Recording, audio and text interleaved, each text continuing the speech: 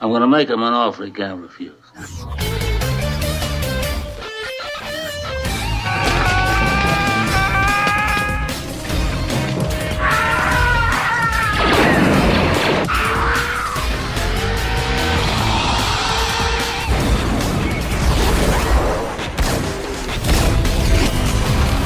more you talk, the harder I want to hit you.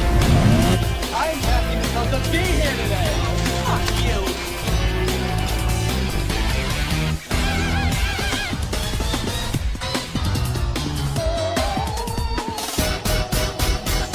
Come on, you want me to drive? No, you're supposed to be suicidal, remember? I'll Anybody drive. a drive? Let's get in the car. Fucking shit. Fuck me in the fucking ass. Fuck you, you fucking stupid cunt.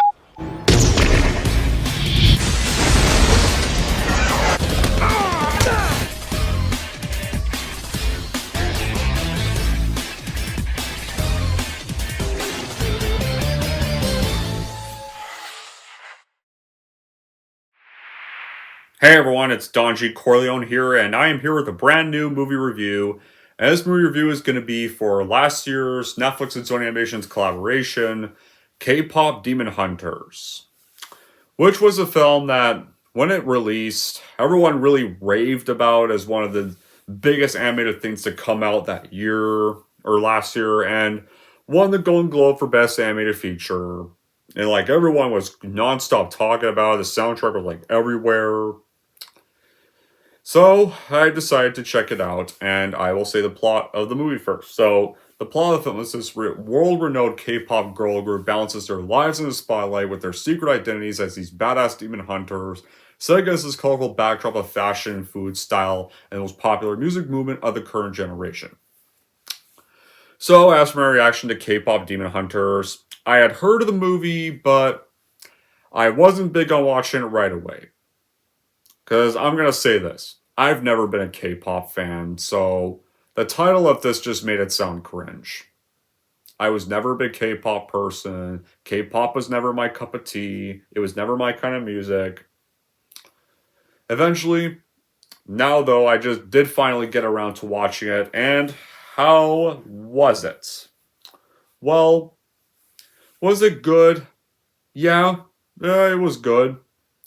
Would I call it a groundbreaking animated movie that a lot of people really made it out to be? No. Is it something I'll probably watch so frequently? No. If it gets a Blu-ray release, would I pick it up on Blu-ray? No. It was just good.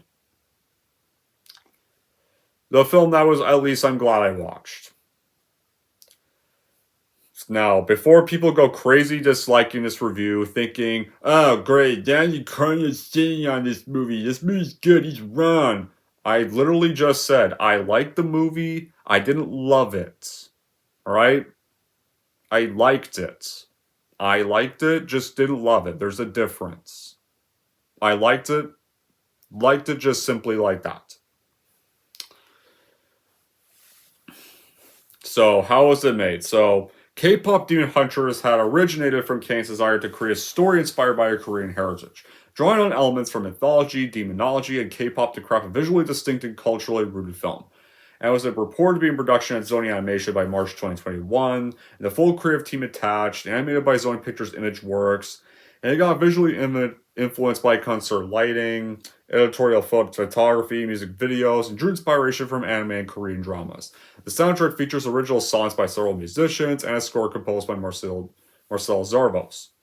Then, after the film was officially shot and completed, it did not go to theaters for the time being. It first streamed on Netflix on June 20th, 2025 last summer. A sing-along version of the film got limited theatrical releases on August 23rd to 24th and October 31st to November 2nd. And, as you know, it got high critical acclaim. They praised all the visual style, the voice acting, the writing, the music, and it was the most watched original title in Netflix history and got over 500 million views. Its single theatrical release was the widest number of theaters for a Netflix film, and the first to top the box office in the United States, and it got numerous accolades, including Best Animated Feature, the Critics' Choice Awards, and Golden Globe Awards, and got featured in Time Magazine's the 2025 Breakthrough of the Year. And the soundtrack also got similar success. Got the first film soundtrack on the Billboard Hot 100 to have 4 songs in the top 10. And to be fair, there were some songs I actually liked. I'll get to the songs later. And received 5 Grammy Award nominations. And so, a short film that was pretty much a K-pop Demon Hunter story got rated in September, and apparently there's supposed to be a sequel happening in 2029. Around the time the shitty 2020s decade will be ending. I don't want to know whatever the fuck probably would be in store for the 2030s. Probably worse shit. So here are the good qualities in the story of K-pop Demon Hunter. So one of the things what doesn't make it an overwhelming masterpiece to me is because from the start of the film, it did give me some questions I hope would be answered at the end of the movie, but they weren't really answered. Like, we never see how these members meet, or how Mira and Zoe became demon hunters anyway, or how Rumi's mom got pregnant with a demon baby, or how she did die, or Mira Zoe's childhood and families. Like, whatever happened to them. Like, that's the stuff that was missing from the film. They do mention their lives a little briefly before Huntrix, but we don't get any more other than just a line or two, and that's it. That's one of my first problems I do have. The thing, like, that's kind of why I wish this film maybe could have been like 110 or 114 minutes establishing those backstories. Like, I feel that was missing from the film. But Maggie Kane and Chris Appleton's K-pop Demon Hunters is a delightful visual candy that marries supernatural action with pop sensibilities. Yeah, and this genre-bending animated film does borrow from pop music and action cinema, and does create something that would be charming to viewers. Sony Animation is continuing the route they're on with the visuals, make all the demon slaying sequences pop like a music video, and the soundtrack does slap. Yeah, the soundtrack I can agree with people on. I thought the soundtrack was actually really great. It's really got good ear material. Now, one thing I'm going to mention about Sony Animation, with this new animation style they've been on, I'm starting to kind of get fatigue from their current animation. It started with Into the Spider-Verse, and ever since then, they've been kind of continuing this new animation since then. And almost everyone seems to be praising it this much that even then studios were constantly trying to copy it. And honestly, let's be real. I'm getting kind of tired of Spider-Verse animation. That was another problem I've been kind of having. I feel like it's kind of just plaguing everything nowadays. I feel they're just now using this animation technique because it feels quicker and it feels cheaper nowadays. Like, to the point where we've had dog shit knockoffs, like Ninja Turtles did it and it looked like dog shit. While sometimes there's a good film that can have the animation, it can be served as distracting sometimes. And sometimes sometimes even those good films don't need to be Spider-Verse animated. They got lucky with stuff like The Bad Guys. They got lucky with The Last Wish, but this does not need to become a new animation norm because Into the Spider-Verse started it. That's not why. That wasn't even trying to make a new type of animation in the first place. Sometimes you get lucky, sometimes you don't, but this trend really has got to stop eventually soon. Like, that's why I wasn't too keen on checking this out right away. And also, not to mention, last year we also had this other animated film from them called Fixed. The less said about that fucking movie, the better. And next year, next month, we're getting this other animated film that's actually going to theaters called Goat, which actually stars Lucas from Stranger Things as the main character. And the trailers are not exactly selling me, really. That one really kind of just looks meh. I think the only Sony Animation film I'm excited for, upcoming Sony Animation film I'm really hyped to check out, is just really Beyond the Spider-Verse. That's it, which we are going to be getting next year, finally. Or finally happening. It's finally going to happen next year. So, Can't wait to see what teaser they come up with around November or December 2026. Can't wait to see what teaser they bring us for that film.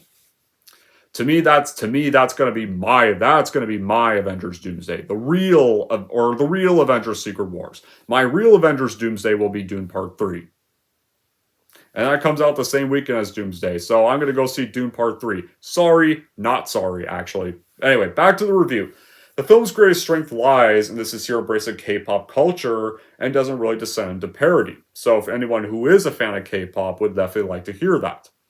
It is endearing, it's an anime crowd pleaser, it's got a sincere love for the pop culture phenomena that it embodies itself in, but beneath the animation is this predictable story where it's pretty much this particular misfit teen save the world countless times before. And yeah, it does go through quite a few of those cliches. Near like the final act. So how do we start off? So long ago in this world, demons would prey on humans. They feed their souls to Guima, and three women became demon hunters. But we don't really see much of a backstory about it. And they used their singing voices to create this barrier against demons called the Hun Moon. And time passes, and this new trio of hunters emerge to maintain the Hun Moon. The ultimate goal, strengthening it to the Golden Hun Moon, and a final seal that would banish demons. And then we get to the present day when, to be honest, I also didn't really like the first act of the film. The first act of the film had me actually kind of worried with how some of the comedy in the first act goes. But the K-pop girl group, our main protagonists named Huntrix, that are Rumi, Mira, and Zoe, are the latest demon hunting trio that's trained by Hunter Celine. And Rumi is secretly half demon that's only known to her and Celine that because she raised Rumi.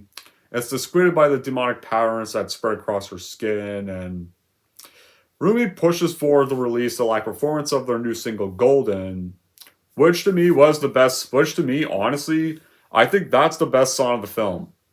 Easily, I think that's the best song of the soundtrack, and hoping would turn the Hun Moon gold and thereby erase her patterns. But when they prepare for the performance, Rumi begins to lose her voice. Now, like, with the first bits, like, often, like, when the demons introduce themselves on the plane, like, we're gonna kill your, and basically one of them burps, or one of them snores when they're trying to say the line. Which, to be fair, that joke was kind of annoying. Kind of an annoying way to put in the first act, and that's the part of the first act that had me worried. So I thought it was gonna go that kind of route, but at least it kind of doesn't, and thankfully it does pick up a little bit in the middle act, where it actually does get funny in the middle act, so which I'll get to that part later. And their manager is voiced by Ken Jeong, and actually is also an entertaining part of the film. And pretty much after their concert, they head off to their apartments, and our lead character then just magically leaps up, like, with this grin on them. It's just so relaxing, like, I just made up a new single, but we just sat down. And yeah, that got a laugh at me. That got a laugh.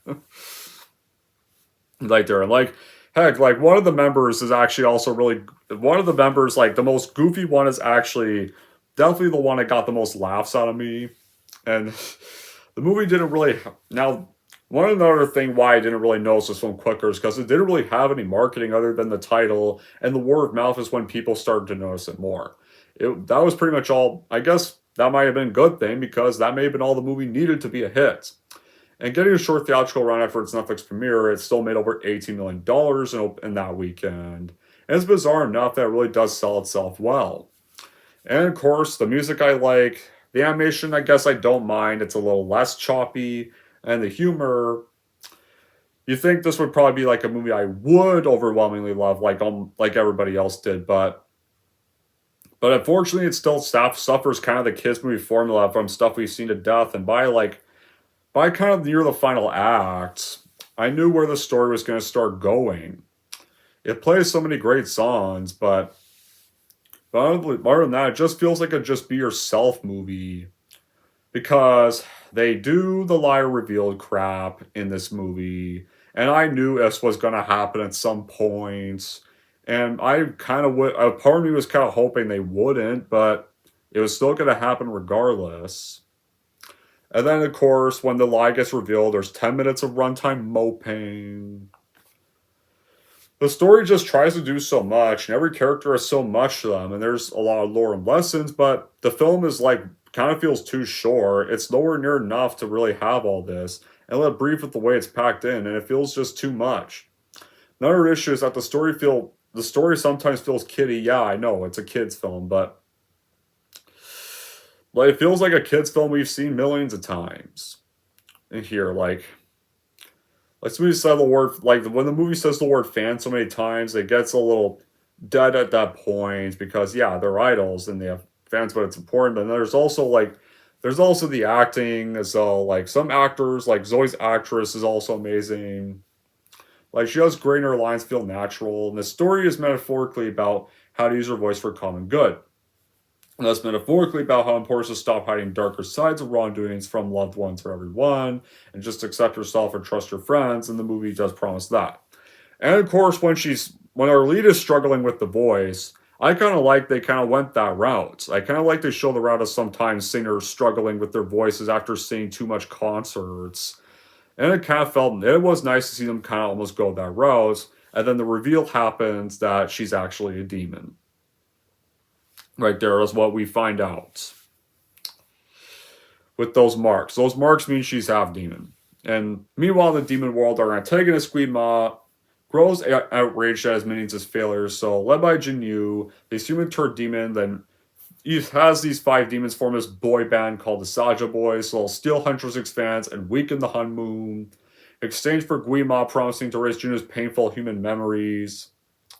And so, once they're at the doctor thinking they can find something, the doctor provides this tonic that one of the members does, who has this tendency to put this doctor's picture on their picture, or put the doctor's picture on the tonics that are actually grape juice packs. And our lead character is just annoyed, and it's like, and just seeing the doctor's picture slapped on there. And then, of course, they meet the Saja Boys, that when our lead character trips, like, one of them, Jinyu, the human disguised Jinyu, the lead character thinks Jinyu's gonna help them up, but instead, basically, is like, watch yourself. And then the so-called romance music stops, or before they meet them, they think they're fans, and they're trying to hide, like, fans, act casual. And when they watch their debut song called Soda Pop in the crowd, and seeing all the nice deeds these demons are trying to do to while them away, the Huntrix erase all the nice deeds, and they either smash the corn dog, or smash the presents, or the goofy one of the trio. I can't remember their names well. The goofy one of the trio is just like, finds the song way too catchy, despite the fact that the other two are trying to make her stop. Like, I like the middle act. The middle act had a lot of funny stuff. Then, after they watch their debut, Huntrix discovers that the Saja Boys' demonic nature, and they later attack them and stuff. And as they fight, June discovers Rumi's patterns, but helps hide from her bandmates. And so, Jinyu and Rumi meet privately. And of course, he meets Jinyu's animal companions, this bird with multiple eyes, and this cat that knocks over this vase, tries to keep putting it back up, but the vase keeps knocking down, or keeps trying for a few minutes. And then of course she fixes it up, and then when he tries to approach again, knocks it over again. These are the funny jokes of the film. This stuff, this is the stuff I gotta laugh out of. This stuff was funny. So, the two meet in private, and Jinyu tells Rumi that feelings of shame enslave demons through voices of Guima, and apparently 400 years earlier, Guima granted fame recognition to help his family emerge from poverty, and then he got condemned to the demon world, and Jinyu now lives with guilt over his family's downfall. As the Saja Boys grow more popular, the Hun Moon gets weakened, and more demon attacks are able to occur. And these idol wards are competing for approaching. Huntrix tries to produce a new song called Takedown to expose the Saja Boys. But Rumi's discovered with the song's harsh, demon-hating lyrics really strains her relationship with Mira and Zoe. And Rumi then proposes this plan to Jinyu, where if he helps Huntrix win the Idol Awards and strength the honeymoon, then he can freely stay in the human world.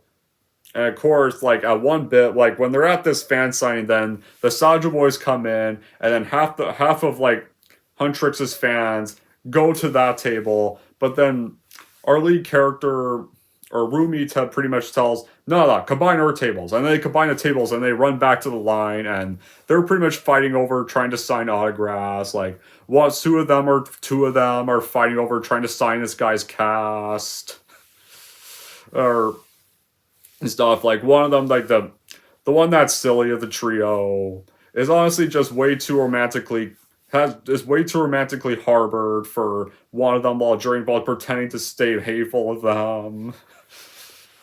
Like, that was another funny moment. Or even one point when the manager is basically telling them of the Saja Boys' success. Even he finds their songs too catchy. Like the middle act jokes were funny easily. Like that, the middle act did put a smile on my face with some stuff, and like this is the kind of humor that really does work nowadays. And of course, Rumi tells Janu that her shame about her demon heritage weakened her voice, but talking with him healed it. And Janu says he no longer hears voices, like thanks to Rumi, and agrees to sabotage the Saja Boys. So Queen Ma, though, summons Janu, and then we find out the truth about what really happened to his family. And at this point, you could kind of feel sorry for the character, where he reminds him is that the reason why he doesn't have a family now is because he chose wealth and comfort and abandoned them. And he's going to amplify the tormenting voices if he reneges on their deal. Like, that's the thing. That's a surprise you find out with the character. At this point, you can kind of see that he made the bad choice. And he chose fame over his family. And now he's, like, starting to regret it. But he didn't want to admit it there, so he made up this lie. So you can kind of feel you can kind of feel sympathy and tragedy for the character. Like, this film, he does encourage people to accept themselves better, imagine anger, negative thoughts. It's a good story. Like, the subject of dark and light, or good and bad fighting, is ancient, and the movie joins in the combat, does culturally, morally, very realm of let's fight for the good to get our stories. And the film does deliver a quick pace that keeps you engaged from the opening moments. Something happens and it gives a story a lively rhythm, and the characters really do feel mysterious and exciting. That really pulls you into the world.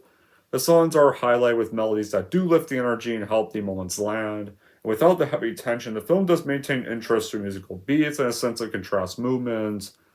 And while the animation style here, as much as I'm kind of tired of this animation style, does at least kind of feel modern for a film like this.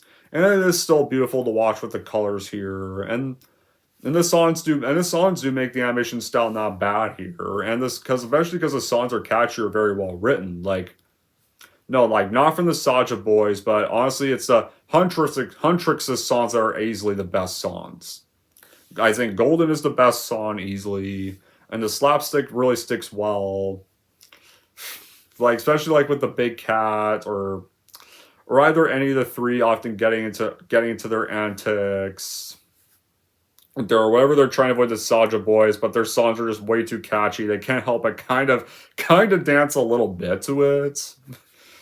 It really jumps on the anime and K-pop. K-pop for the viewers that do like anime and K-pop. And these elements may feel silly to some who don't like anime, or they may feel perfect for anime fans. Or unless you like the funny faces. And they do talk pretty fast. And right there, and of course, like, to start, it's kind of hard to tell if the filmmakers were trying to take the mic out of the world of tuned out pop or just cash in on it. It's like either it's a little yes or a little no.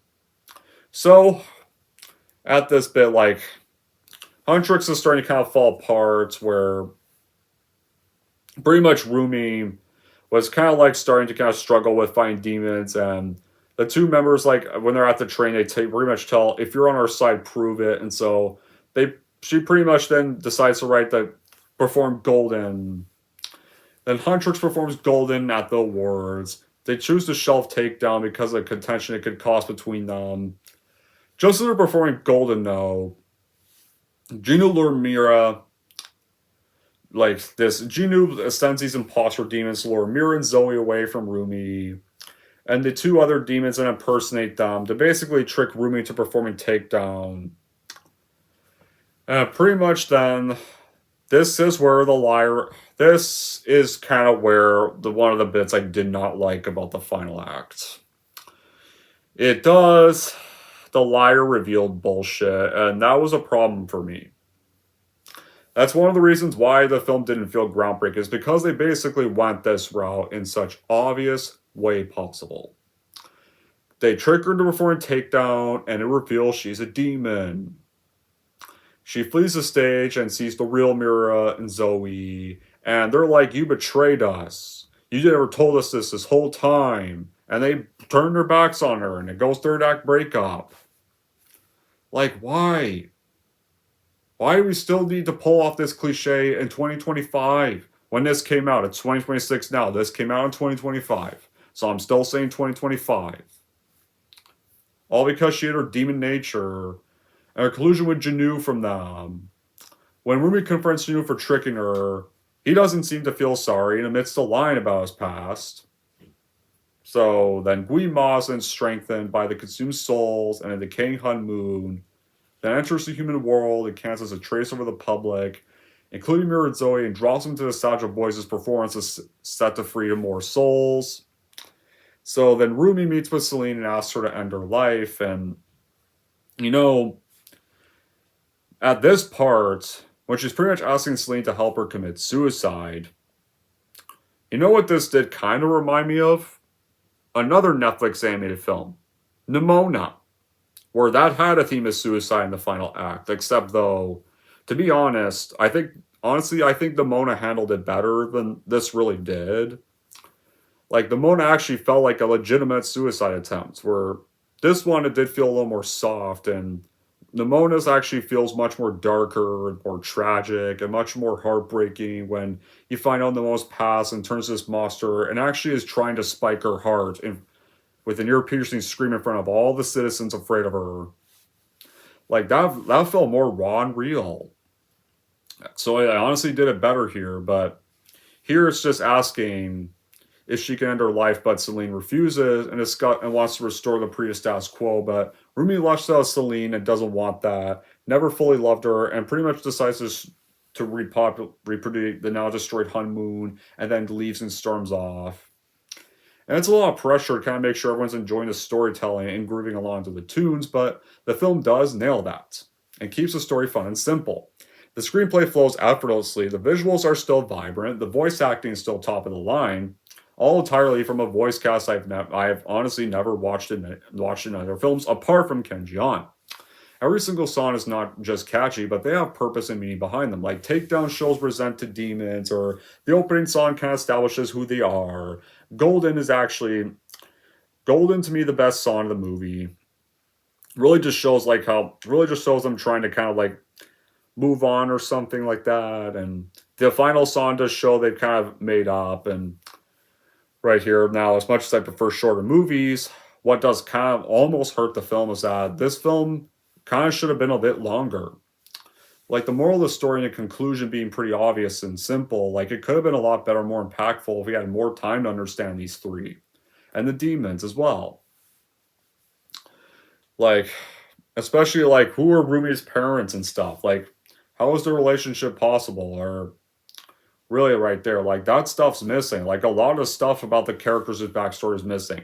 Other than Jinu's backstory, we don't really see anyone else's backstory, or how they became Huntrix in the first place.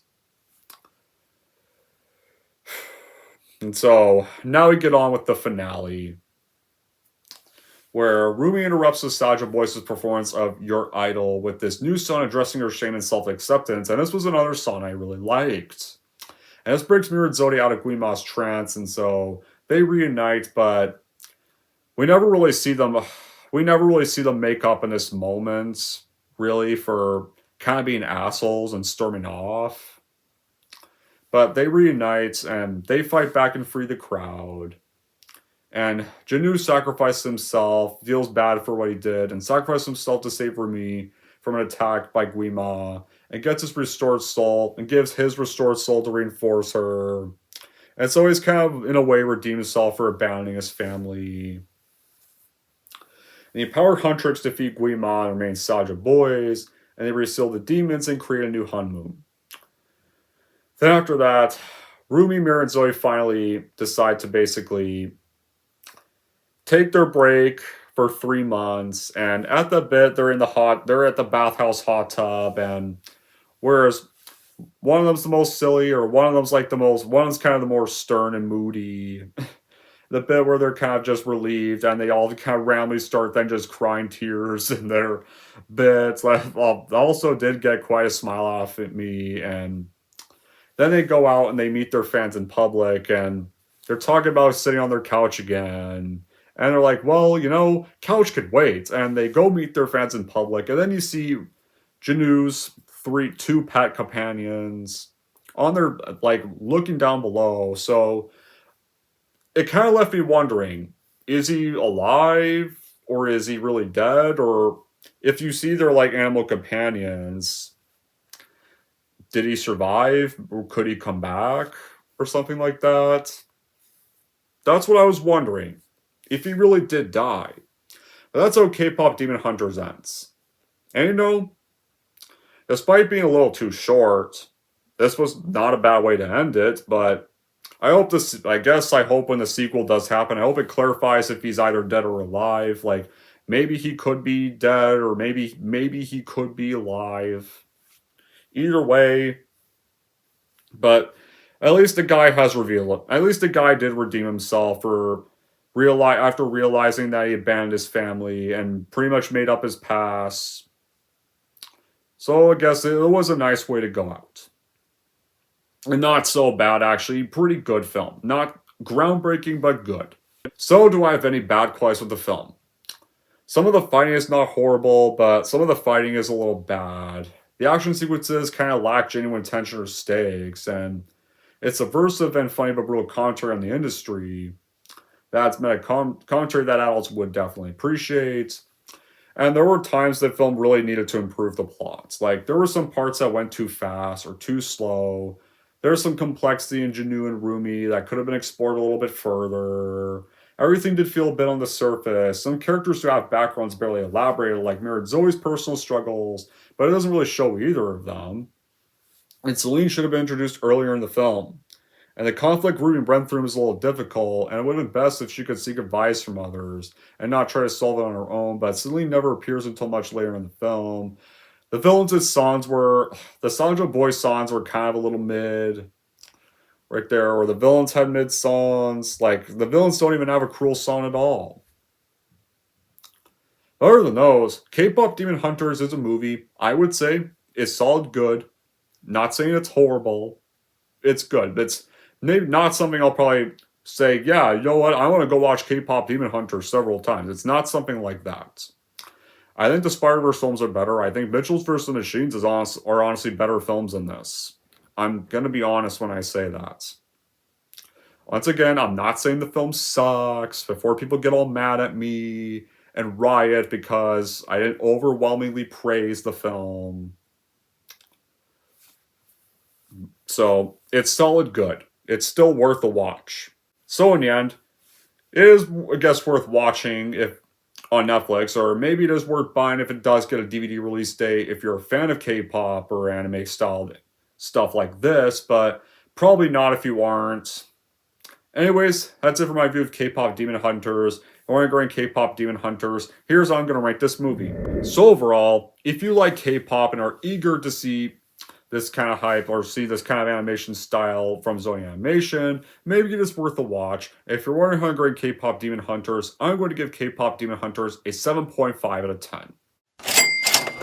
Alright, there we go, guys. That officially wraps up my review for K-Pop Demon Hunters. Now I want to know in the comments down below your guys' thoughts on K-Pop Demon Hunters. I know that quite a few people are going to tell me that they really, really loved it. And just as long as they're fine with my opinion, that is. Or whether you're just one of the few, or whether you're one of the people that just did not like this film. And until then, guys, that will be it for this review. Thank you all for watching. If you like this and want to see more, don't forget to subscribe to Don J. Corleone.